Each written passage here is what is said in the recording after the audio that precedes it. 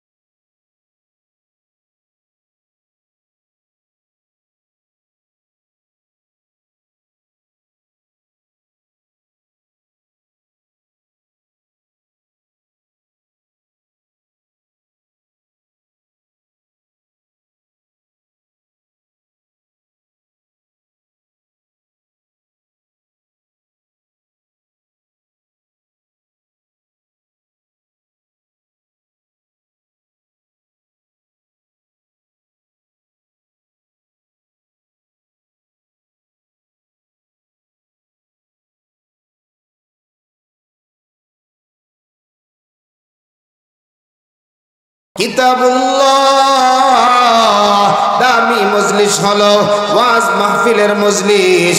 এই মজলিসে যদি বইসা যাইতে পারো রে যুবক, আমার আল্লাহর রহমত অনবরত এই ময়দানে পড়ে।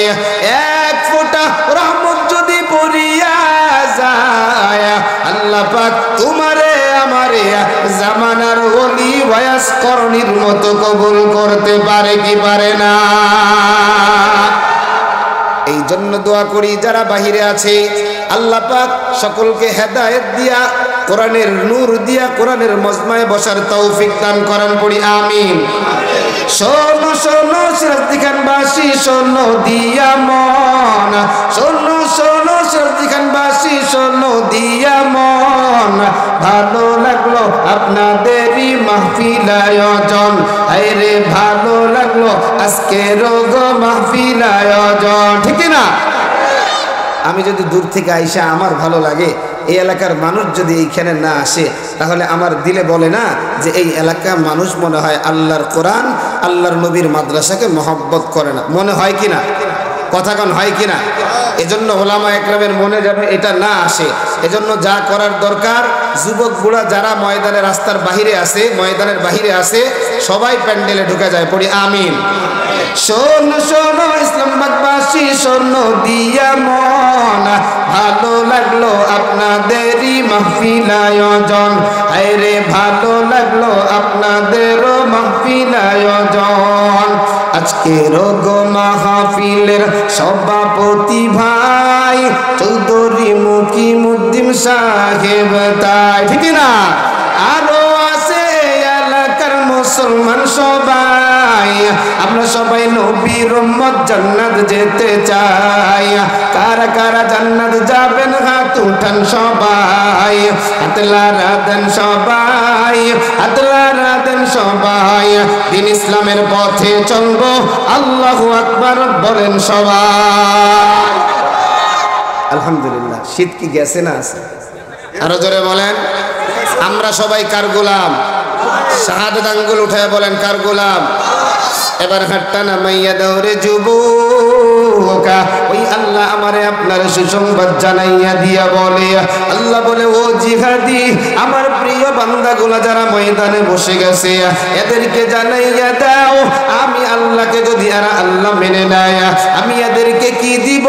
আল্লাহ আমার জানাইয়া দেয়, ইন্নাল্লাযীনা ক্বালু রাব্বুনাল্লাহ,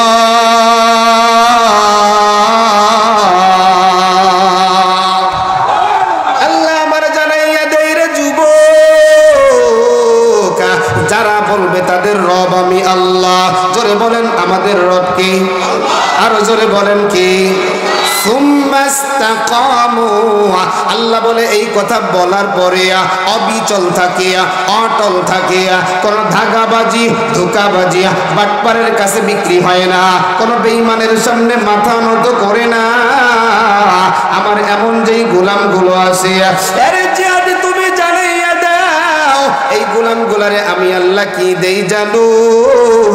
আমার আল্লাহ জানাইয়া দেয়, তাতানাজ্জালু আলাইহিমুল মালাইকা লা তাখাফু ওয়া লা তাহজানু ওয়া আবশিরু বিল জান্নাতিল্লাতী কুনতুম তুআদুন।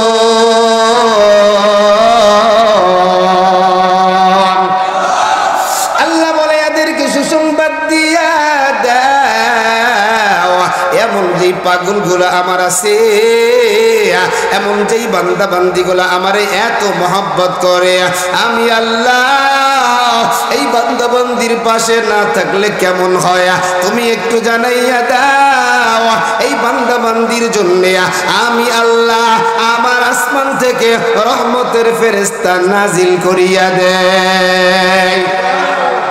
আমার আল্লাহ জানাইয়া দেয়, এ সিরাজদিখানের যুবক, এ ইসলামবাগের বুড়া বাবা, আল্লাহ বলে শুধু আমার ফেরেশতাগুলোরে আমি নাজিলে করি না, আমি তাদেরকে বলি তোমরা ঘোষণাটা জানাইয়া দাও, আল্লাহ তাখাফু ওয়া লা তাহজানু।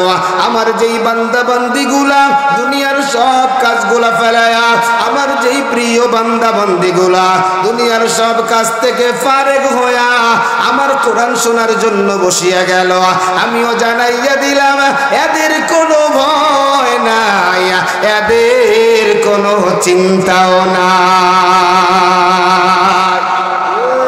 আল্লাহ যদি বলে আমাদের কোনো ভয় নাই, আল্লাহ যদি বলে আমাদের কোনো চিন্তা নাই, দুনিয়ার কাউকে ভয় করার কোনো টাইম, আরো জোরে কোন টাইম আসেনি, আরো জোরে কোন আসেনি। ভয় যদি করতে হয় কাকে? দুনিয়ার কোন রাম বলো, দুনিয়ার কোন বাম বলো, দুনিয়ার কোন নেতা বলো, দুনিয়ার কোন নেত্রী বলো, দুনিয়ার কোন নাস্তিক বলো, ইসকন বলো, ইসকনদের দালাল বলো, আর যাই হোক আমরা মুসলমান এদেরকে ভয় পাই না, ঠিক কিনা বলো? কারণ আমরা ভয় পাই একমাত্র কাকে? জোরে বলেন কাকে? নাস্তিকতা নিপাত যাক, দিন ইসলাম জিন্দাবাদ। নাস্তিকতা নিপাত যাক, দিন ইসলাম জিন্দাবাদ। কোটি প্রাণে একই আওয়াজ, খোদাদ্রোহী ছাড় পাবে না, এই বাংলায় ঠাই হবে না, মুসলমানরা জেগেছে আজ, ঠিক না? জোর কদমে সামনে চলো, চলো চলো সামনে চলো, বজ্র কণ্ঠে আওয়াজ তোলো, সবাই মিলে একই তালে দাও না স্লোগান, নারায়ে তাকবীর, নারায়ে তাকবীর। দিন ইসলাম, দিন ইসলাম জিন্দাবাদ, জিন্দাবাদ। মুসলমানের এই জমিনে নাস্তিকদের ঠাঁই নাই, নাস্তিকদের পক্ষে যারা তাদের কোনো রক্ষা নাই। মুসলমানের এই দেশেতে ইসকনদের ঠাঁই নাই, ইসকনদের দালাল যারা তাদের কোনো রক্ষা নাই, ঠিক না? এই দেশেতে থাকতে হলে কোরআন মানতে হবে, ঠিক না? কোরআন না মানলে তারা বিতাড়িত হবে। জোর কদমে সামনে চলো, চলো চলো সামনে চলো, বজ্র কণ্ঠে আওয়াজ তোলো, সবাই মিলে একই তালে দাও না স্লোগান, নারায়ে তাকবীর, নারায়ে তাকবীর। দিন ইসলাম, দিন ইসলাম জিন্দাবাদ, জিন্দাবাদ। ইসলামেরই জন্য দেশের হয়েছে জন্ম, ইসলামের বিরুদ্ধে গেলে দেশ হবে ভিন্ন, ঠিক না? ইসলামের বিরুদ্ধে যারা নিয়েছে অবস্থান, এই বাংলায় ঠাঁই হবে না, যাও হিন্দুস্তান। জোর কদমে সামনে চলো, চলো চলো সামনে চলো, বজ্র কণ্ঠে আওয়াজ তোলো, তোলো তোলো আওয়াজ তোলো, সবাই মিলে একই তালে দাও না স্লোগান, নারায়ে তাকবীর, নারায়ে তাকবীর। আলেম ওলামা যেখানে, কোরআন হাদিস যেখানে, ওয়াজ মাহফিল যেখানে, গান বাজনা যেখানে, ল্যাংটা আর ভণ্ডামি যেখানে, নারায়ে তাকবীর। বেজার হইলেন আপনারা? আলোচনায় তো এখনো ঢুকি নাই। আলোচনা কতক্ষণ চলবে? সারা রাত? কারা কারা সারা রাতের পক্ষে দিয়ে হাত উঠান। তাইলে আর আজকে যাওয়া লাগলো না। আল্লাহ কবুল করেন, পড়ি আমিন। এবার শোনো যুবক, আল্লাহর নবীর গোলাম যারা হইবা, আল্লাহর নবীর আশিক যারা হইবা, আল্লাহর গোলাম যারা হইবা, আল্লাহ ছাড়া আর কারো সামনে মাথা নত করা, মাথা নত করা। এই যে দেখেন আজকে ইসকনের কথা বললাম, গত কয়েকদিন ধরে আমরা দেখেছি ইসকন বাংলাদেশে যেই তাণ্ডবগুলো চালিয়েছে, বিগত 17 বছরে আমার মসজিদ ভেঙেছে, বিগত 17 বছরে আমাদের ধর্মীয় প্রতিষ্ঠান মাদ্রাসা ভেঙেছে, বিগত 17 বছরে আলেম ওলামার উপরে ইসকন আক্রমণ করেছে, বিগত 17 বছরে দিনদার পরহেজগার লোকদের উপরে আক্রমণ করেছে। সুতরাং আমরা মুসলমান, আমরা চাই সন্ত্রাসী সংগঠন ইসকনকে বাংলাদেশে নিষিদ্ধ করা হোক, ঠিক কিনা বলো? কারণ আমরা আমাদের নবীজিকে জীবনের চাইতে বেশি ভালোবাসি, আমরা আমাদের নবীজিকে আমার মায়ের চাইতে বেশি ভালোবাসি, আমরা আমার নবীজিকে আমার বাবার চাইতে বেশি ভালোবাসি, আমরা আমার নবীজিকে সন্তানের চাইতে বেশি ভালোবাসি। নবীর যদি আশিক আমরা হতে চাই, নবীর যদি প্রিয় ভাজন ব্যক্তিত্ব আমরা হতে চাই, ওই নবীর জন্য প্রয়োজন যদি হয় সন্তানকে এতিম করবা, প্রয়োজন যদি হয় স্ত্রীকে প্রেমিকা বিধবা করবা, প্রজন যদি হয় এরকম ভাবে মা বাবাকে সন্তান হারা করবা, নিজের শরীরের রক্ত দিবা, শরীরের মধ্যে বুলেট ধারণ করবা, ফাঁসির মঞ্চে যাবা, নবীর ইজ্জতের হেফাজতের জন্য শাহাদাত কারা কারা বরণ করবা, হাত দুটো আল্লাহরে দেখায় দাও। আল্লাহ সব হাতগুলাকে কবুল করেন, পড়ি আমিন। আর জোরে কোন আমিন। আপনাদের সাথে একটা সম্পর্ক করতেছি, করার দরকার আছে না নাই? আলোচনা তো মজার হবে, কারণ দামি মজমা, কোরআনের মজমা, এখানে তো সবই মজার, ঠিক কিনা? সবাই জান্নাতে যেতে চান? আওয়াজ আসে না, ওই যে কিছু কয় না যাবো না। এখন যদি না যাইতে চায় জোর করে নেওয়া যাবে? সবাইকে যেতে চান? আরো জোরে কন। এবার শুনে নাও আমার আল্লাহ কি বলে রে যুবক, আশেপাশে বড় বড় নদী আছে, কত নদী থেকে বড় বড় বল মাছ খাইতে চাইছো, সম্ভব হয় না। জান্নাত তো আমাদের জন্য বানাইছে, আমার আল্লাহ জানাইয়া দেয় লাহুম মা ইয়াশাউনা ফিহা ওয়া লাদাইনা মাজিদ।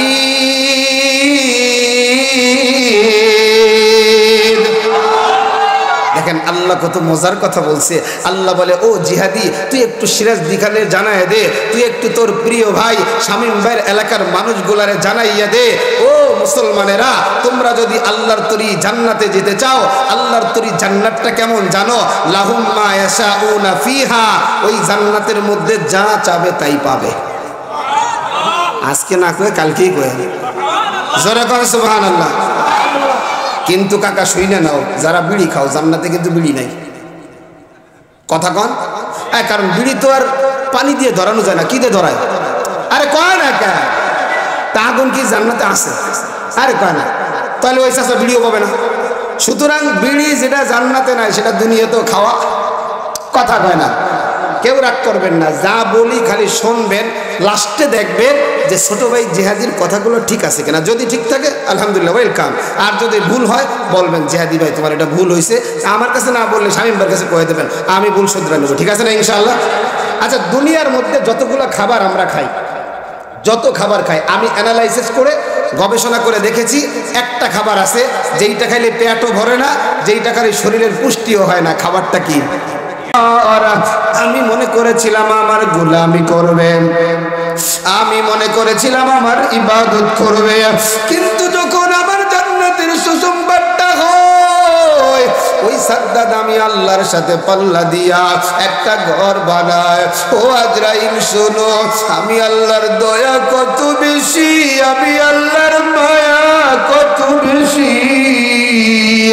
ওই সাদ্দাতটা যখন একটা পা নিচে নামায়া দিছে, ওই সাদ্দাত কিন্তু তুমি আজরাইলে চিনা ফলাইছে।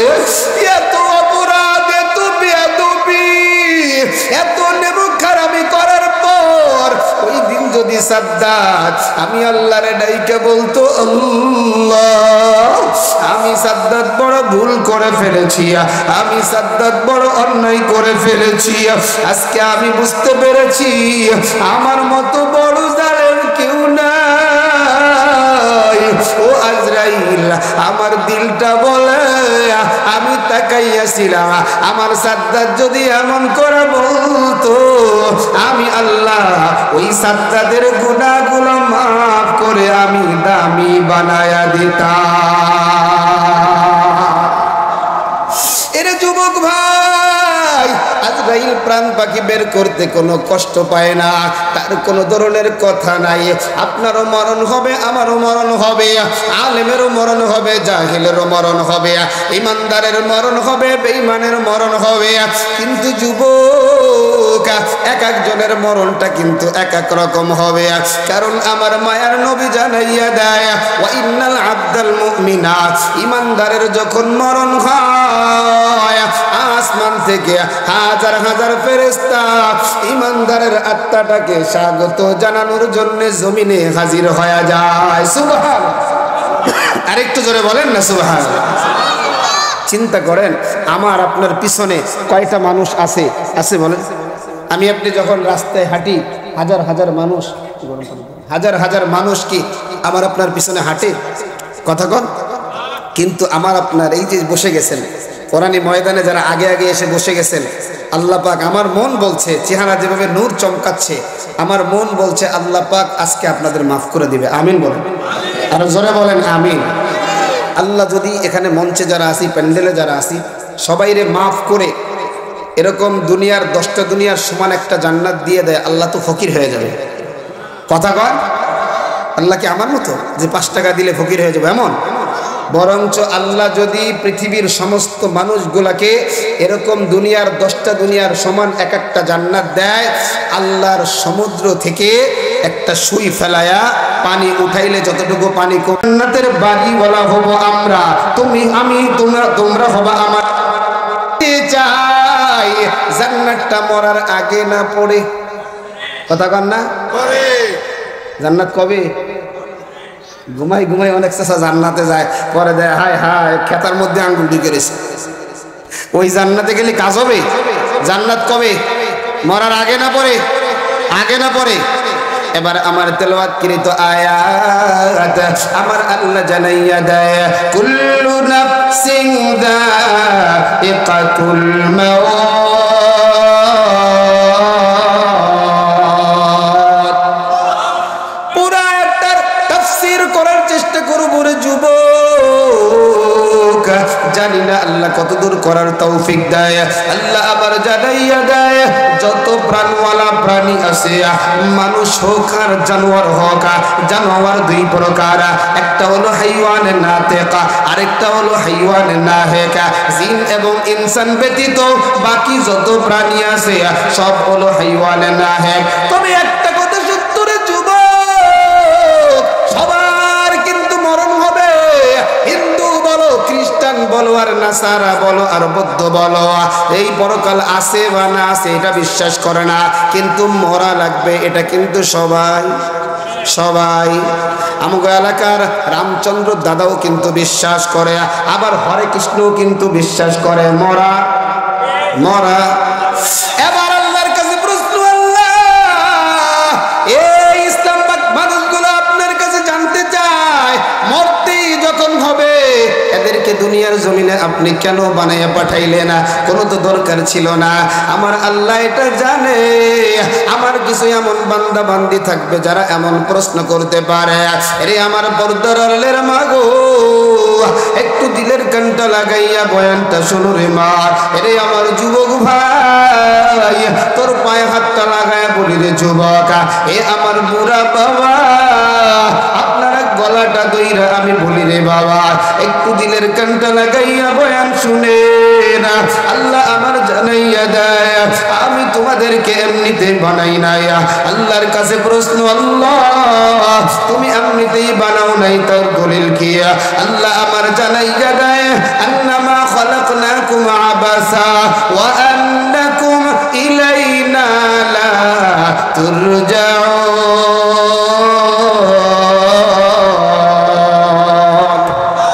এটা জিকির করে লা ইলাহা, জোরে জোরে লা ইলাহা।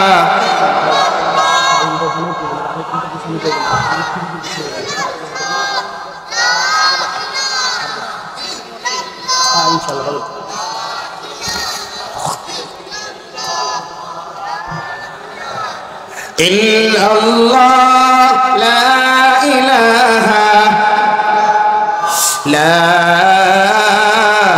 ইলাহা ইল্লাল্লাহ মুহাম্মাদুর রাসূলুল্লাহ সাল্লাল্লাহু আলাইহি ওয়াসাল্লাম। এরা যুবক ভাই, যেই কথাটা বলতে গেলাম, আল্লাহ বলে আন্নামা খালাকনাকুম আবাসা, আমি তোমাদেরকে অনর্থক বানাই নাই। আল্লাহর কাছে প্রশ্ন, তুমি বলো এই মানুষগুলা জানতে চাই কেন তুমি বানাইছো?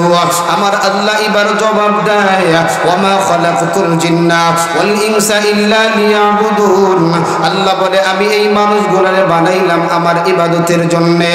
আল্লাহর কাছে প্রশ্ন, আল্লাহ এই মানুষগুলা জানতে চায় এরা ইবাদত করবে কতদিন? আল্লাহ বলে ওয়া'বুদ রাব্বাকা হাত্তা ইয়াতিয়াকাল ইয়াকিন।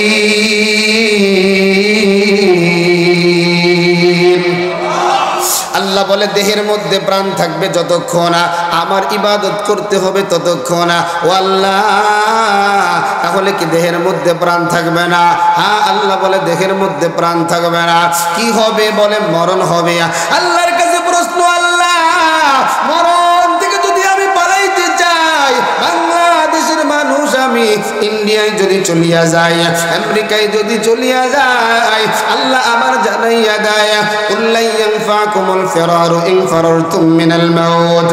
আল্লাহ বলে মরণ থেকে যতই পালাও, মরণ তোমায় লইবে ঘিরি। যদিও সুদূর আকাশ পানে লাগাও যদি পালাও, যদি লাগাই শিরে। এরে যুবক, একটা মিনিট আগেও কারো মরণ হবে না, একটা মিনিট পরেও কারো মরণ হবে না। আজরাইল কারো দেহ থেকে প্রাণ পাখিটা বের করতে কোনো ভয় পায় না। আজরাইল কারো দেহ থেকে প্রাণ পাখিটা বের করতে কোনো মায়া করে না। আজরাইল এমন ভাবে থাবা দিবে, মুহূর্তের মধ্যে প্রাণ পাখিটা বের হবে। একটা সেকেন্ড আগেও হবে না, একটা সেকেন্ড পরেও হবে না। আল্লাহ আমার জানাইয়া দেয় ইদা জাআ আজালুহুম লা ইস্তাখিরুনা সাআতাও ওয়া লা ইস্তাকদিমুন। একটা মিনিট আগেও হবে না রে যুবক, একটা মিনিট পরেও হবে না। আমার আল্লাহ একদিন, কারণ আমার আল্লাহ তো আমাদেরকে বড় মহব্বত করে। আল্লাহ এবার ডাক দিয়া কয়, ও আজরাইল, আমি তোমার কাছে জানতে চাই, এত মানুষের প্রাণ পাখিটা তুমি বের করলা, কার প্রাণ পাখিটা বের করতে তোমার বড় কষ্ট হয়? আজরাইল ডাইকা ডাইকা বলে, ইয়া আল্লাহ, আমি এত হাজার হাজার লক্ষ লক্ষ মানুষের প্রাণ বের করি, আমার কোনোদিন কারো প্রাণ পাখি বের করতে কষ্ট হয় নাই, তবে দুইটা প্রাণ পাখি বের করতে আমার বড় কষ্ট হয়েছে। আল্লাহ এবার প্রশ্ন করে, ও আজরাইল, ওই দুইটা প্রাণটা কার কার, একটু নামটা বলো। আজরাইল ডাইকা ডাইকা বলে, আল্লাহ, দুজন মানুষকে তো আপনি চিনেন। আল্লাহ বলে, আমি যদিও চিনি, এরপরেও তোমার জবানটা থেকে আমি নামটা শুনতে চাই।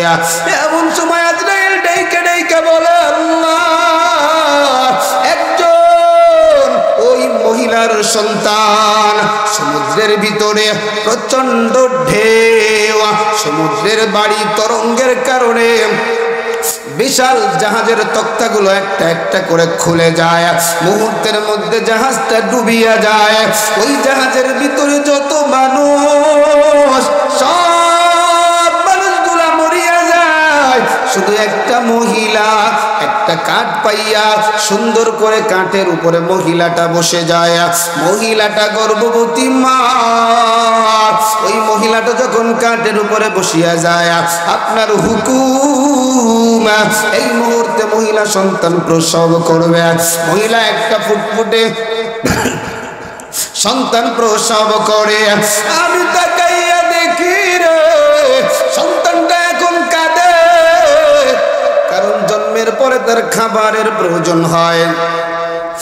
আপনি আমার আল্লাহ, এমন সময় আমি আজরাইলকে জানাইয়া দিলেন, ও আজরাইল, ওই কাঠের উপরে যেই সন্তানটা আছে, ওই সন্তানের কলিজার টুকরা মা, ওই মায়ের দেহ থেকে প্রাণ পাখিটা নিয়ে আসো। আমি আল্লাহ আজরাইলের বড় কষ্ট, আমি আজরাইল বড় টেনশন করি, আমি আজরাইল বড় চিন্তা করি। এই সন্তানের মা যদি মরিয়া যায়, এই সন্তানের উপায় কি হবে? এই সন্তান তো বাঁচতে পারবে না, এই সন্তান তো সাগরের মধ্যে ডুবিয়া মরবে। ওই দিন আমার বড় মায়া হয়, ওই দিন আমার চোখের পানিটা পড়িয়া যায়। আল্লাহ আমার জানাইয়া দেয়, ও আজরাইল বলো, দুই নাম্বার কে? আজরাইল এবার ডাইকা ডাইকা বলে, আয় আল্লাহ, আপনার একজন নাফরমান গোলাম, আপনার একজন ইমোখারাম গোলাম, যার নাম হলো সাদ্দাত। ওই সাদ্দাতের কাছে কত কোরআনের দাওয়াত নিয়ে যাওয়া হয়। আপনার আশিক গুলা যখন বলে, ও সাদ্দাত, আল্লাহরে যদি আল্লাহ বলিয়া মানিয়ে নিতে পারো, আল্লাহর যদি গোলামি করতে পারো, ওই আল্লাহ তোমারে জান্নাত দিবে। সাদ্দাত এবার ডাক দিয়া বলে, শোনো রে যুবক, আল্লাহর জান্নাতে আমি যাব না, আল্লাহর জান্নাতের মতো একটা ঘর আমি দুনিয়ার জমিনে বানাবো না। নাউজুবিল্লাহ। ওই সাদ্দাত এত চেষ্টা করে, এত মেহনত করে, এত সুন্দর করে যখন একটা ঘর বানাই রে যুবক, ওই সাদ্দাত ওই ঘরের ভিতরে প্রবেশ করবে। প্রবেশ করার জন্য তার বাহন থেকে একটা পা নিচে নামায়, আরেকটা পা বাহনের উপরে লাগায়। এমন সময় আপনি আল্লাহ আমারে জানাইয়া দেন, ও আজরাইল, ওই যে আমার সাদ্দাত আমার নেমুখ হারামি করছে, আমার সাথে বেয়াদবি করছে, ওই ঘরে ঢুকার আগে আগে আমার সাদ্দাত রে আমার কোলে তুই নিয়ে আয়। ওই দিন আমার বড় কষ্ট হয়েছিল, এই সাদ্দাতের প্রাণ পাখিটা আমি কেমনে নিয়ে যাই, তার মনের আশা তো পুরা হইল না। আমার আল্লাহ জানাইয়া দেয়, আজরাইল শোনো, তুমি একজন মানুষের জন্য তোমার দিলটা দুইবার নরম হয়েছে। আয় আল্লাহ, এমনটা কেমন করে হয়? আল্লাহ এবার জানাইয়া দেয়, আজরাইল শোনো, ওই যে যেই সমুদ্রের ভিতরে যেই বাচ্চাটাকে দেখলা, ওই বাচ্চাটার মাকে যখন তুমি নিয়ে আসলা, এবার বাচ্চাটা কাঠের উপরে শুয়ে শুয়ে চিৎকার দিয়ে বলে, আমার খাবার কই, আমার মতো দয়াময় আল্লাহ তো আর কেউ নাই, আমার মতো মায়াময় আল্লাহ তো আর কেউ নাই, আমি আল্লাহ। তখন ওই কাঠের যেই পানির উপরে ছিল, পানির একটা তরঙ্গ দিয়ে দিলাম, পানির ভিতরে একটা বাতাস দিয়ে দিলাম, বাতাসটা হুকুম করিয়ে দিলাম, ও বাতাস, ওই যে একটা বাচ্চা কাঠের উপরে আছে, কাঠটাকে দ্রুততম সময়ে নদীর একটি কোনায় তুমি নিয়ে যাও, ওই জায়গায় নিবা, যেই জায়গাটা জঙ্গল আছে, ওই দিক দিয়ে জঙ্গলের একটা বাঘিনী, যার একটা সন্তান হয়, সন্তানটা আবার মরিয়া যায়, দুধ দিয়ে তার স্তনগুলো ভরা। আমি ওই বাঘিনীরে ডাইকে বললাম, এ আমার বাঘিনী, দৌড়ায়া নদীর ঘাটে যা, ওই জায়গায় যাওয়ার পরে দেখবি আমার একটা মানব, তারে কোলে তুইলা আস্তে আস্তে করে দুধটা খাওয়ায়া বড় বানাও। এ আজরাইল, আমার আল্লাহ, আমি আল্লাহর কত দয়া, আমি আল্লাহর কত মায়া। এই সাদ্দাত আস্তে আস্তে বড় হয়, এই সাদ্দাত রে আমি বাঘের দুধ খাওয়াইলাম, এই সাদ্দাত বড় হওয়ার পর